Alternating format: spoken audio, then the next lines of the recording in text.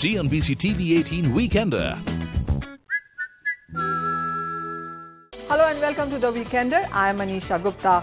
Joining us today is a person who has come to be the most known, recognized and awarded hoteliers in Asia Pacific. Anuraag is the Multi-Property Vice President, Luxury India, Marriott International and General Manager, the St Regis, Mumbai.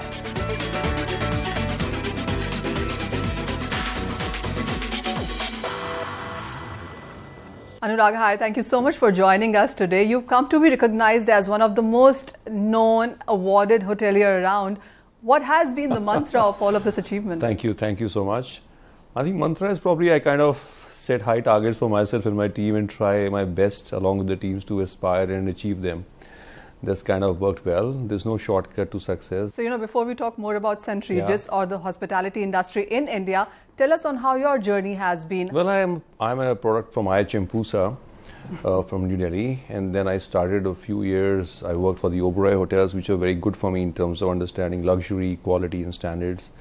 Then I started with Meridian Hotels in Mumbai. I opened their first hotel, which was coming up in food and beverage. And then my journey continued with the Meridian Hotels in Jaipur, which were then subsequently acquired by Starwood Hotels, the SPG, popularly known as the SPG Group, Starwood Hotels and Resorts.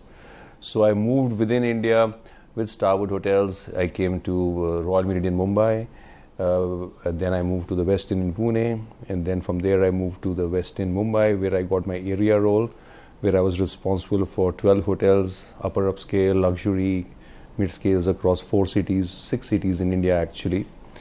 And then I moved to the St Regis in 2015. So Anuraag, what would you say, puts apart St Regis with other properties or other hotels for that matter? I think it's the rituals that we have. See, we have over 100 years of legacy. So our service is very institutionalized and ritualized, if I would say.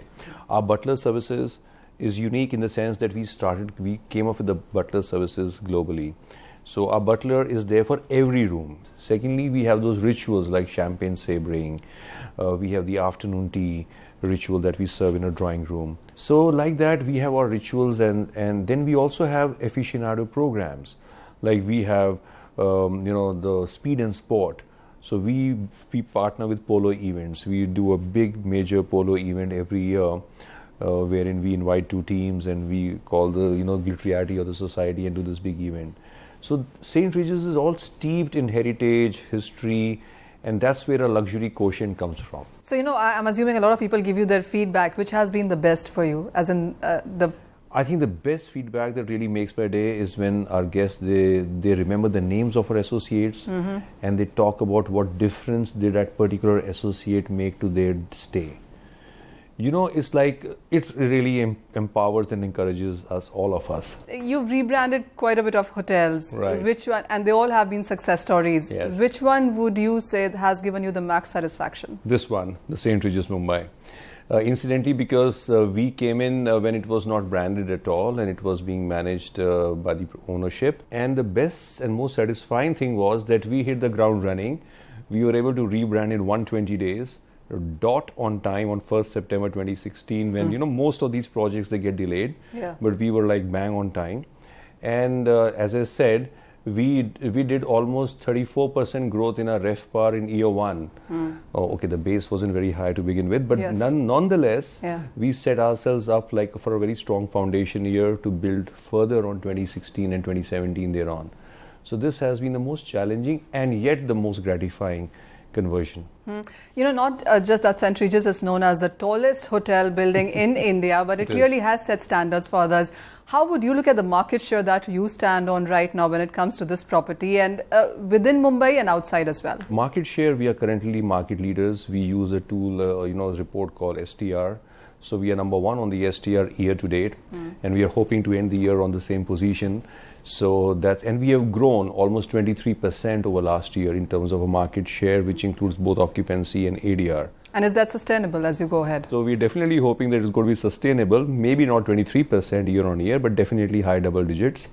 So that's from the market share standpoint. We are, I would say, amongst the top 3 hotels in the country. And I am doing a study on the side to find out what's the revenue per square foot deployed. So I'm still working towards it. We probably would end up amongst the top 5 hotels in the country in terms of revenue per square foot deployed. From a reputation standpoint, we have become the preferred address in the city.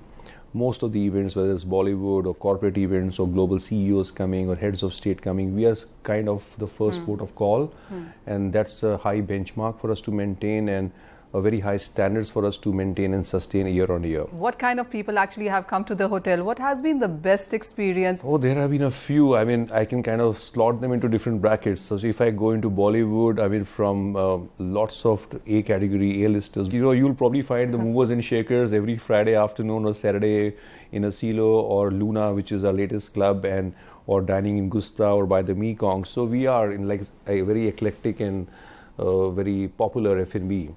So that's from the quotient in terms of, plus almost all the top book launches and anything of value, whether it's Lakme Fashion Week or any jewelry exhibition has happened here. Some of the biggest wedding fairs have happened here with us in our destination. We also hosted some international personalities like Justin Bieber. He came and stayed with us.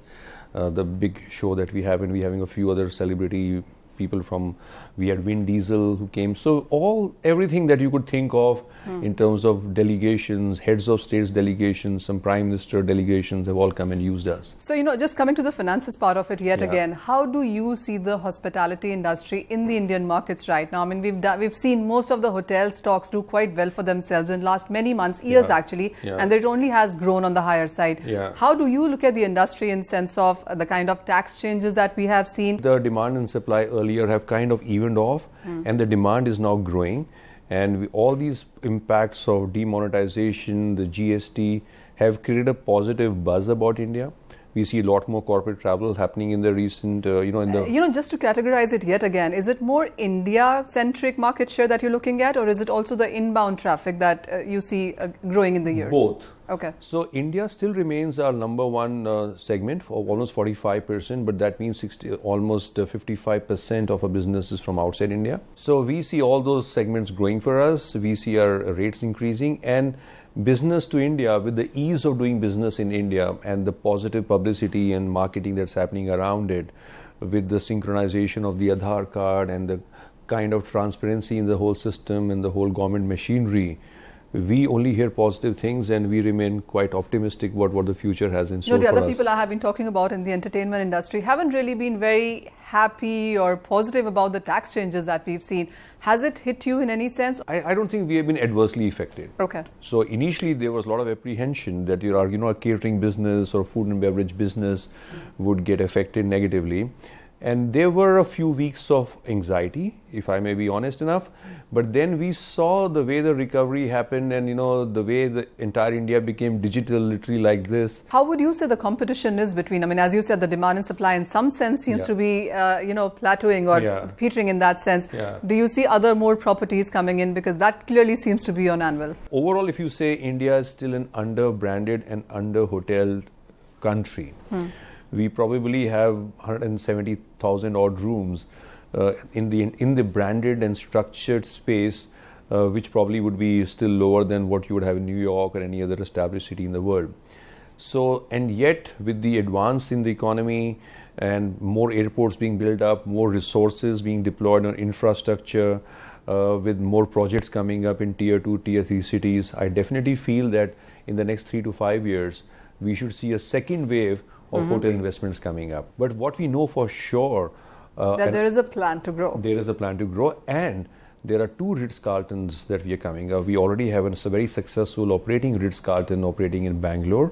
So there are 2 Ritz-Carltons which are at various advanced stages of project that we should be opening and launching between Q4 of 2018 and Q2 of 2019. One in Mumbai, one in Pune. So, the kind of surge that you keep mentioning about as we see in India, how would you relate or how would you compare India with any other country which has seen that kind of a surge come in? The focus is right now on the bigger cities, Mumbai, Delhi, NCR. But eventually this is all going to fall into the state capitals and the second level of cities, the smart cities being a realistic project. On that note, Anuraag, we'll go for a very short break, but come back and continue with this very amazing conversation. CNBC-TV18 Weekender.